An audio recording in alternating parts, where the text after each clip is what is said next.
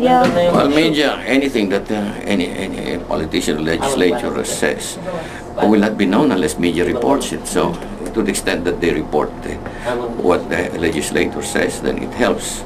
The only problem is whether media reports it accurately. Oh my God, they have a very important role because pag pinagkaya rin ka ng media, if there's a conspiracy in the media, then you get destroyed. Look what happened to Arab.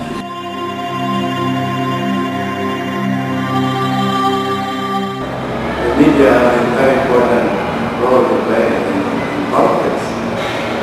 One, because the media, especially the broadcast media, are the main source of information about public affairs.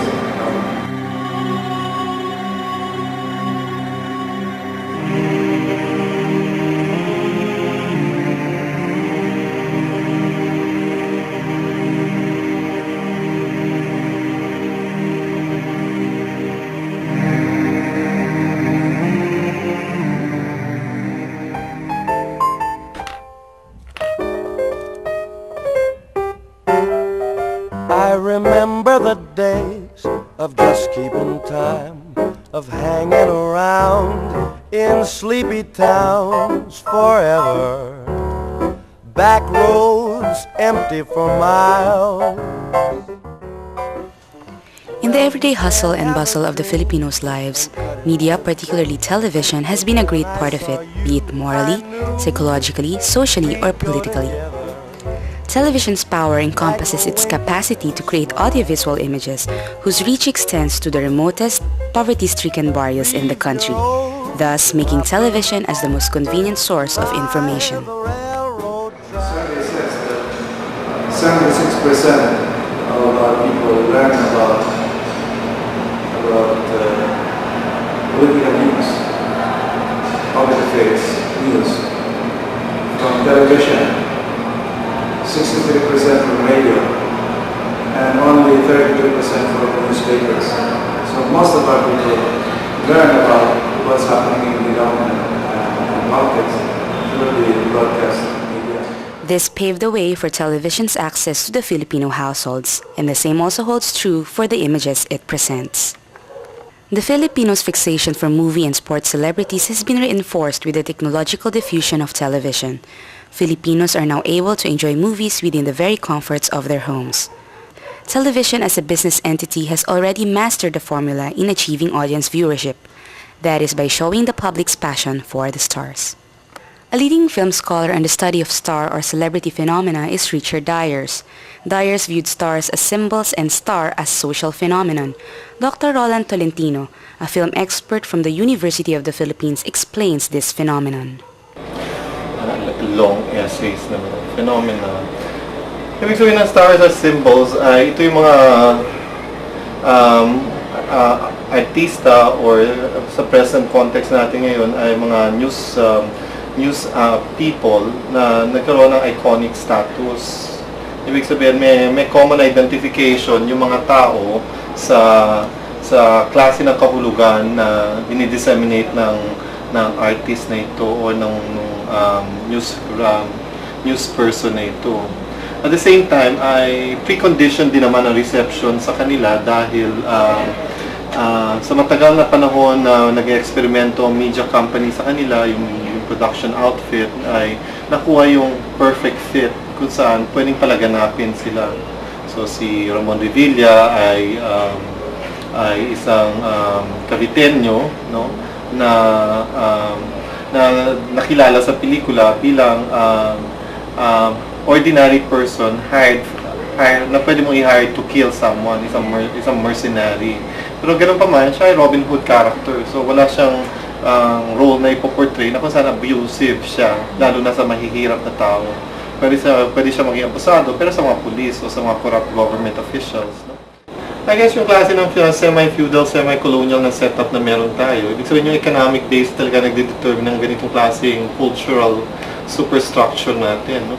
Ibig sabihin yung economic base natin, talaga naman, di ba? 70% na sa poverty, below poverty, 10% na nagko-control ng 90% ng people's, ng economy ng bansa natin.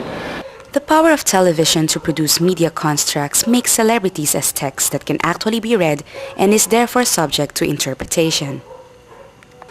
It's the packaging that it's the packaging that helps you a lot. Interpretation on part of the viewer may be better understood by using the concept of shared meanings. At this, the viewer establishes a pseudo-relationship based on the star's ability to portray his or her character from whom the audience can relate to. As stars establish a pseudo-closeness with their viewers, audiences on the other hand venerate them into their celebrated status. This status also arises from the fact that as popular icons, they serve as the hope or inspiration Ang pakikipaglaban namin ay hindi para sa amin lamang, kundi para sa lahat. to compensate for the lack of material or emotional needs of the viewers. So talaga yung mga poorest of the poor, naghahanap talaga ng models, naghahanap talaga ng inspiration para mag-aspire in the future, mapaputi yung buhay nila. At nakikita na nga nila, itong mga stars na ito na nag-generate ng ample para mga politiko. Ang politiko mas overt lang mga ako. Sige, magbibigay ko ng patubig, bibigyan ko kayong bahay, bibigyan ko kayong kuryente. Ang mga artista mas subtle, nasa level of consciousness, fantasy yung mga pangako.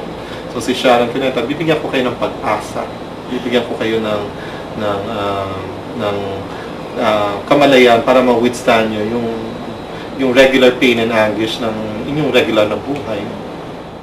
Regular singer? Lupe, narinig mo yun? Diyos ko, ito na hinihintay mong pagkakataon. Popularity and name recall as the general assets of stars has not only generated success in their careers in television and silver screen. Moreover, these advantages have brought some of them to fields other than media like politics. The phenomenon of movie stars entering politics is no longer new with the Filipinos.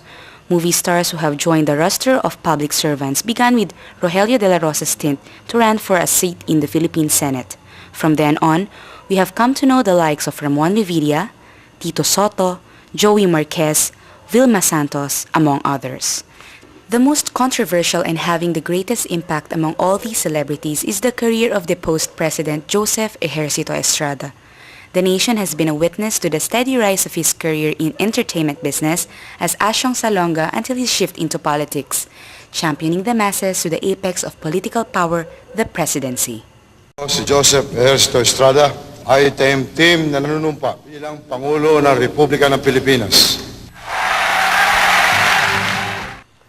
After his public trial, election forecasts suppose that a decline of support for movie stars seeking public office will occur. But the ensuing election of 2001 proved otherwise. Though a number of celebrities didn't make it, a new alternative for traditional politicians or trapos emerged in the person of broadcast news personalities. Like the former products of media, this new which eventually joined the roster of elites included Noli De Castro, Ted Filon, Teddy Luxin Jr., and Gilbert Remulla. The Philippine Center for Investigative Journalism has coined a term for them, the Celebritocrats. Quoting from the article of PCIJ, The Cult of Celebrity, to further explain,